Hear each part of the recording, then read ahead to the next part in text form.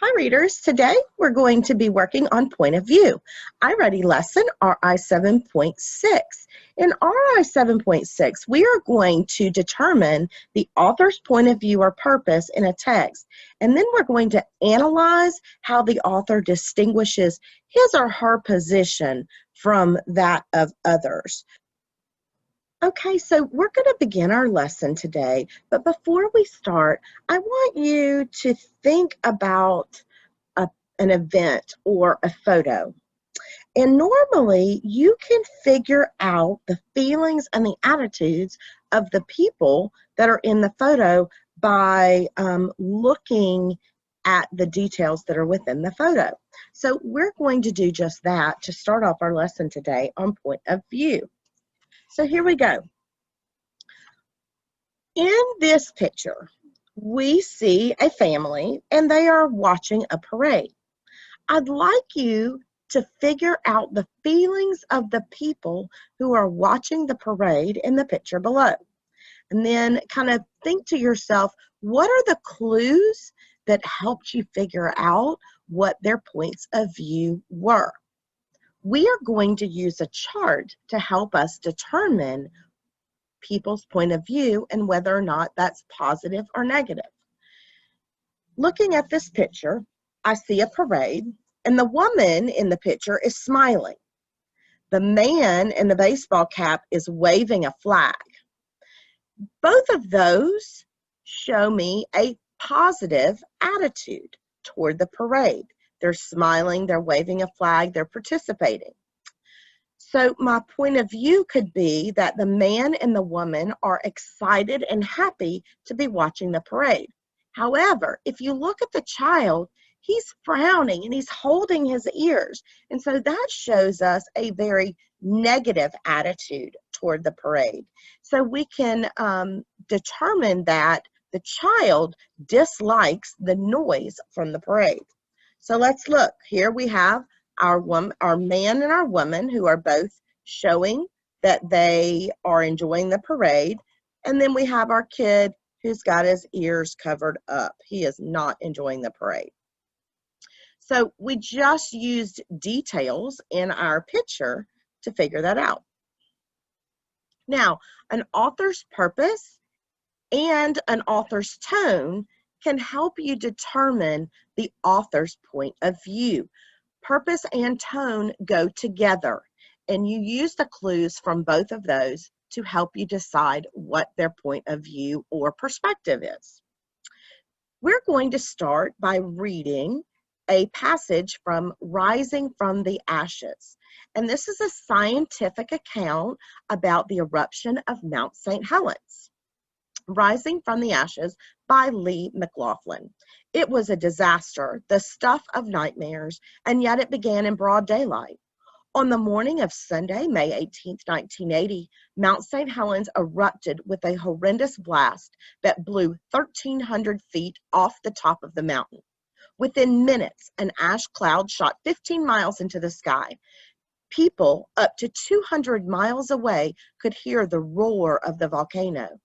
And people as far away as Spokane, Washington, 350 miles from the mountain, watched in amazement as ash from the black sky turned their world a powdery gray.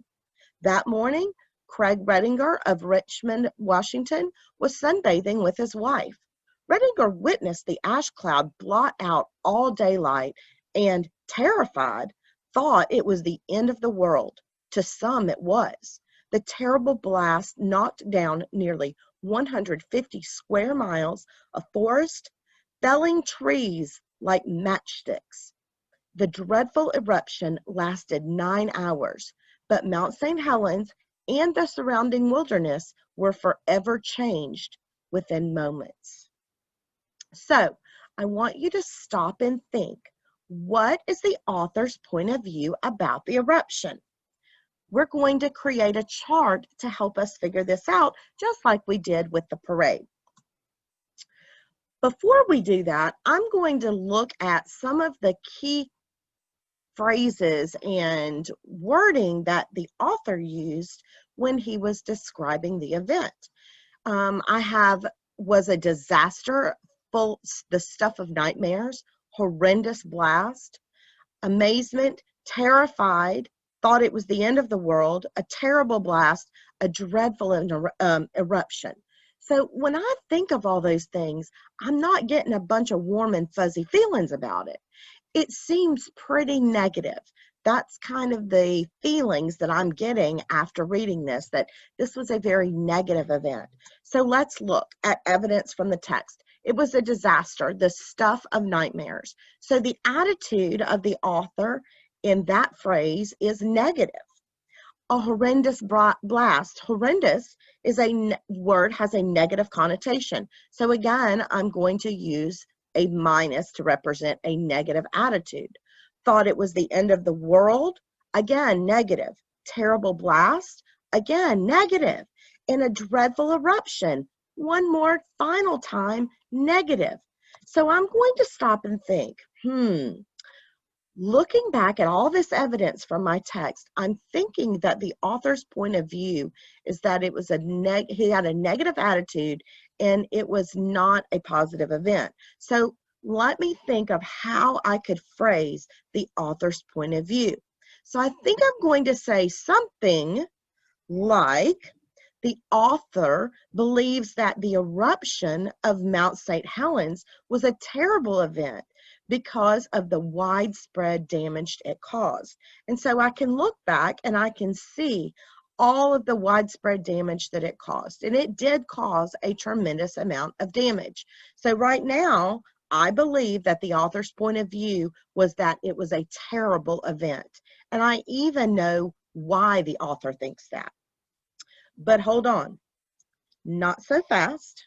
We're going to continue to read because we're going to see something else.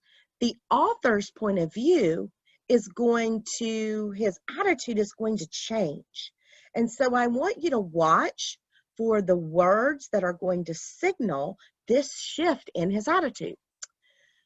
From a scientific perspective, however, the eruption was an exciting event. Ecologist Charlie Cristofoli points out that the volcanic destruction at Mount St. Helens provides insight into the reawakening of ecosystems. It's the most thoroughly studied large forest disturbance in the world, claims Cristofoli. The blast zone, once barren and uninhabitable, is gradually becoming fertile ground for growing numbers of plant and animal life. Like the mythical phoenix, the blast zone is rising from the ashes, reborn and very much alive. The spectacular event shocked and amazed many. Nature's ability to heal herself, however, is even more awe-inspiring. So when I read that, did you pick up on the words from a scientific perspective? When we look at from a scientific perspective, we know that we're finding out maybe some of the benefits. And so from a scientific perspective, we saw that we have a reawakening of ecosystems. He used the word mythical phoenix. He used spectacular event, shocked and amazed. It was awe-inspiring. So let's go back to our chart. And I'm going to actually add back in some other details, like reawakening ecosystems and spectacular and awe-inspiring. Now, both of those are more of a positive attitude. So now I have to stop and think. I have quite a few negatives and I've got some positives. I'm thinking that since the author does bring up some positive attitude into the piece, that I might need to go back and look at my point of view and what I wrote, because what I wrote really only brings in the negative. So I think I'm going to bring in some of the positive because he does talk about positive things. So my new point of view is going to be the author believes that the eruption of Mount St. Helens was a remarkable but terrible event because of the widespread damage it caused. However, it did provide some benefits to the ecosystem. So you can see that I added in the words remarkable, and then I added in what it did do that was positive. So I've gone back and I've edited, I've changed, I've corrected my thinking now that I know all that new information. So let's look now at what an EOG question might look like. We're going to look at different attitudes, and different attitudes support the author's purpose. We're going to try to figure out which sentence most accurately describes the author's purpose for writing this account. Let's start by looking at the first one. The author's purpose is to persuade readers to agree that the Mount St. Helens eruption was a horrible disaster. Now you see, I've underlined the word persuade because that's the author's purpose in choice A.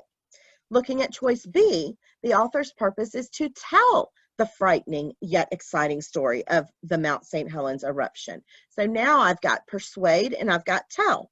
C is the author's purpose is to show readers that even this terrifying natural disaster has some benefits. And then the final one, the author's purpose is to convince readers to research the Mount St. Helens eruption. So we have 4 different author's purposes: persuade, tell, show, and convince. I want you to stop and think, what is the author's purpose in this selection? I hope that you said C, show. The author's purpose is to show readers that even this terrifying natural disaster has some benefits. Now, how are we going to support this answer with evidence from our text? Well, let's pull back up our text.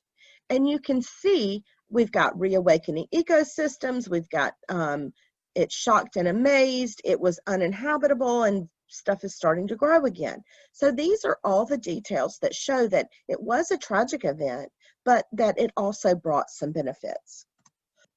All right, readers, to sum up today, good readers know and understand how to use purpose and tone in a text to determine the author's point of view. They're also on the lookout for changes in point of view that may occur in the text and revise their thinking. This helps readers understand the author's position on a certain topic so that they can distinguish the author's position from that of others on the same topic.